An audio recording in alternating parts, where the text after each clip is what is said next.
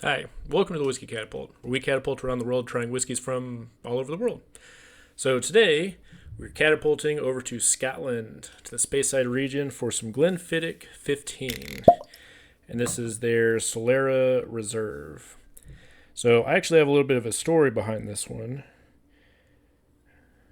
And I'm probably going to like this one more than most people because of that.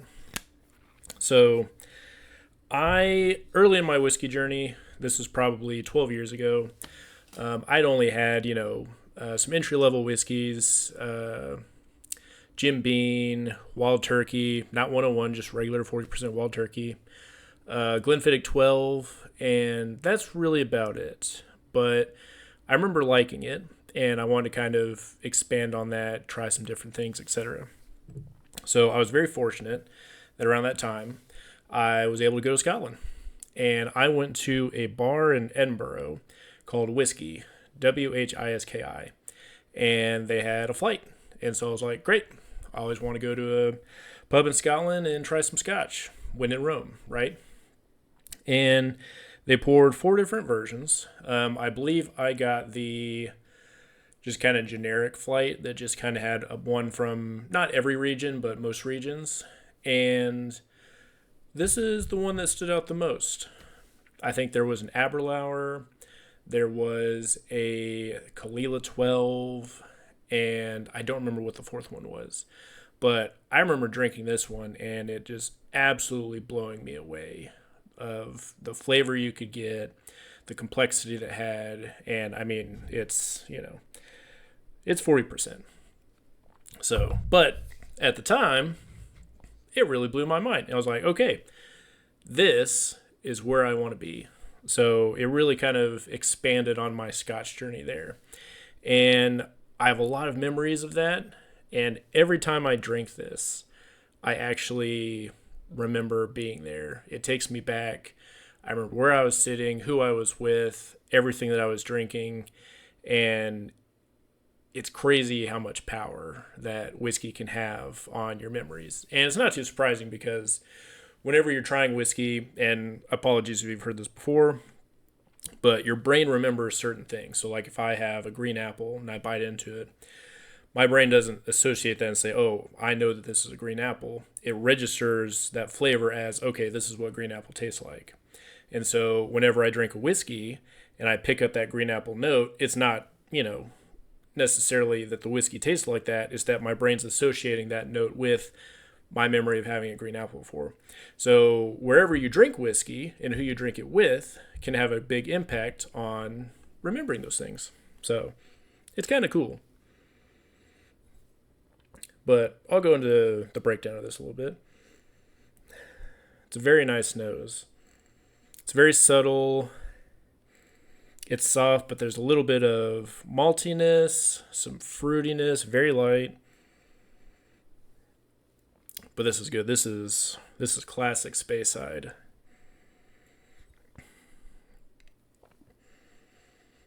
A little dusty too. Now this is an older bottling, so I really like the old Glenfiddich Shield logo, and I picked up a couple of these when they had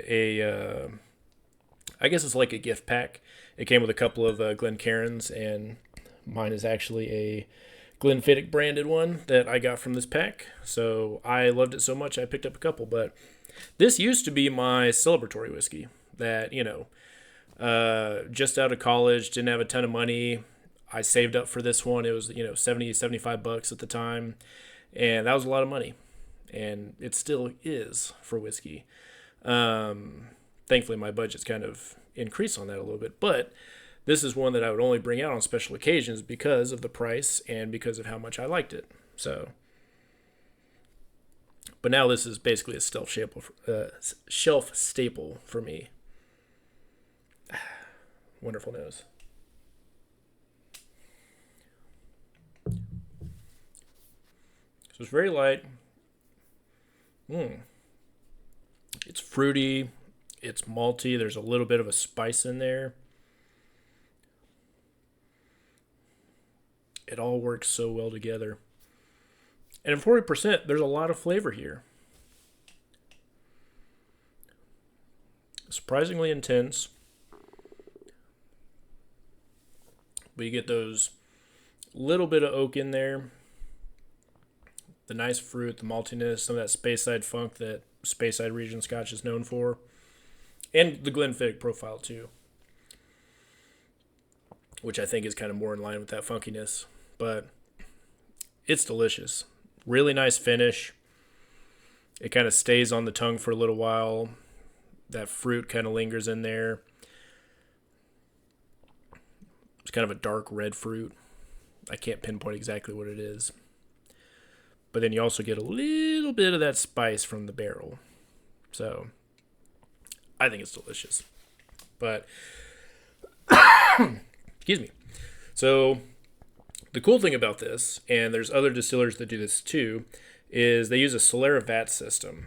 And what that basically is they stack up almost pyramid-like of different casks that they have in one area, and then they'll do another row on top and another row on top. And sometimes they'll tell you exactly, how many tiers there are, but what they do is they will bottle from the bottom barrel.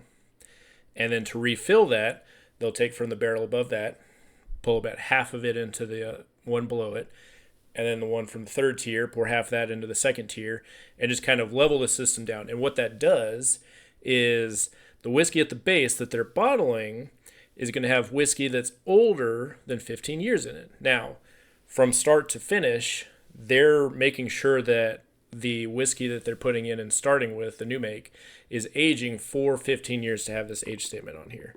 But because they're only emptying out the barrels about halfway, and then they're adding some more on top of it, there is older whiskey kind of working its way in with everything else. And I think that's awesome.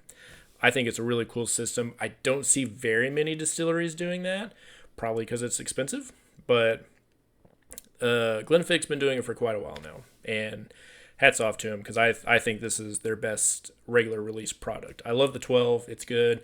The 18's pretty nice, but this one just checks all the boxes for me. It's absolutely delicious. And look, I'm going to like this whiskey more than most people because of the provenance of it. I've had this at a bar in Scotland. Every time I drink it, it takes me back there. It's good. I also drank this right before I got married. Me and my friends, they brought a bottle, and we drank about 2/3 of it right before I got married. Wasn't drunk, but definitely calmed the nerves. But it's so good, and I still have good memories of that too. I mean, you'd hope so. But it always baffles me how well whiskey can kind of take those experiences of where you're at while you're drinking it and kind of work your through memory there. So when I go on vacation now, I always bring a small sample size of a bottle that I want to associate with something that I'm doing on that trip. So about 2.5 years ago, I went up to Northern Ireland to the Giant's Causeway, and I brought a small bottle of Redbreast Tawny Port Cask. And I bought a backup bottle of it so that I'd have it around. But I literally brought a glass with me, poured it in there, and while I was walking around the Giant's Causeway, had a dram. And every time I drink that whiskey now, I'll have that memory kind of flood back in. And it's crazy how well it works.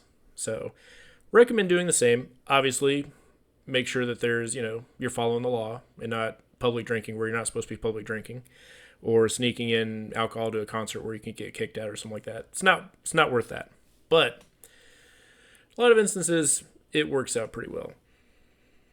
But because of that, so I don't normally do like number ratings and stuff like that. I'm using this as an example.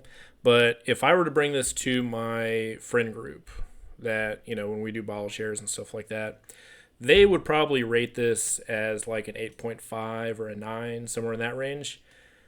This one's a 9.5 for me all day. And I don't think it'll ever get up to that tier for them because they don't have the association that I do with it. And that's fine. But that's the tricky part of doing number reviews, where I can say this is like a 9.5, a 10 all day long. This is a perma-shelf ball for me. I'll always have it. You're not going to have that experience with this. You're just not. But it's still damn delicious. And I highly recommend a bottle. And this is whether you're starting your whiskey journey, if you're, pretty far along on it. It's a really good one to start your night off with something that's a little less complex to kind of work into something other bigger. But this to me too is something that I can drink on a nice spring day, even the summer. I'd like something a little bit better for the winter. a little more beefiness for the cold. But I absolutely love it.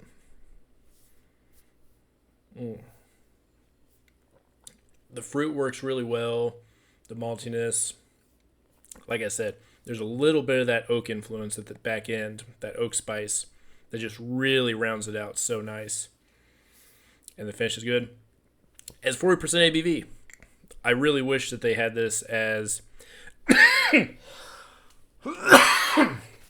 Sorry about that.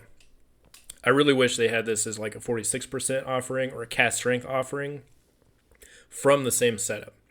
They have a travel retail exclusive that I'm going to do a review on next that I don't know if it's the same style or from the same, vatting system. But it looks and sounds pretty similar enough, and it's cast strength. But I'm in for this all day long. And the price has gone up a little bit recently. I used to get this for about $70-$75 a bottle. I think last time I saw it was closer to $86 to $90 a bottle, which is tough because you can get a lot of really good and high quality bottles, non-chill filtered, higher strength for the same price, if not less. But I like having this one on hand, and I'm going to be a little biased with that. But I love it. I recommend it. So, cheers.